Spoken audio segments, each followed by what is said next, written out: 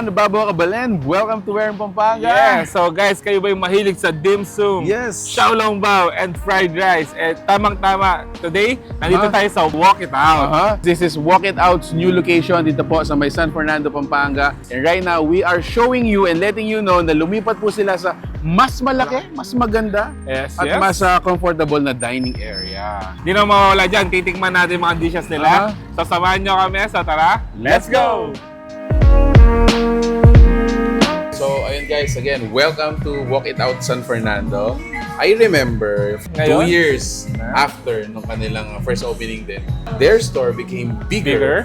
Can accommodate more people, more parking, including events and mga small gatherings. Hindi lang naging bigger yung store, pati yung menu nila naging marami. Madami. Lumaki yung menu of choices nila.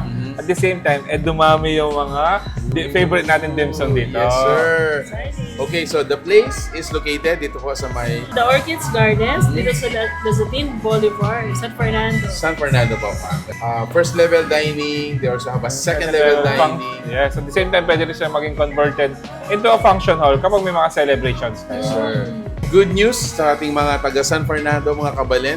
Lumapit po siya dito. Yes. They are still available sa order and delivery natin. So speaking of order and delivery, Yes. on our table, ito yung mga hinandaan nila para sa atin. Uh-huh.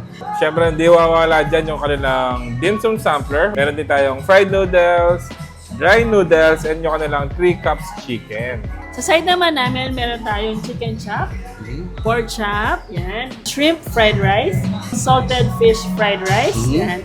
Nandito naman ang salted egg French beans. Next, So additionally guys, meron tayo ditong Taiwanese beef noodles. Meron din tayong chicken feet dito. We also have chicken nuggets, salt and pepper squid, and yung mga refreshment natin, mga kakaiba din sila. Yes. Meron tayong mga Okinawa brown sugar tea, peach fruit. So Fresh. this one is fresh lemongrass juice. this one is the raspberry juice. Yes. Okay, so again guys, we are actually surprised and happy to know that Walk It Out has transferred into a larger area, larger venue, and of course, syempre, matitikman natin mga bago sa atin to. Yes, So, napakadami. Higher level na to, Walk It Out. What else to do? Tikman na natin to. Let's go!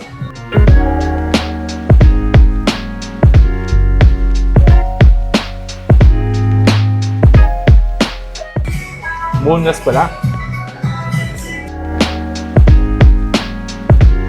Chicken feet.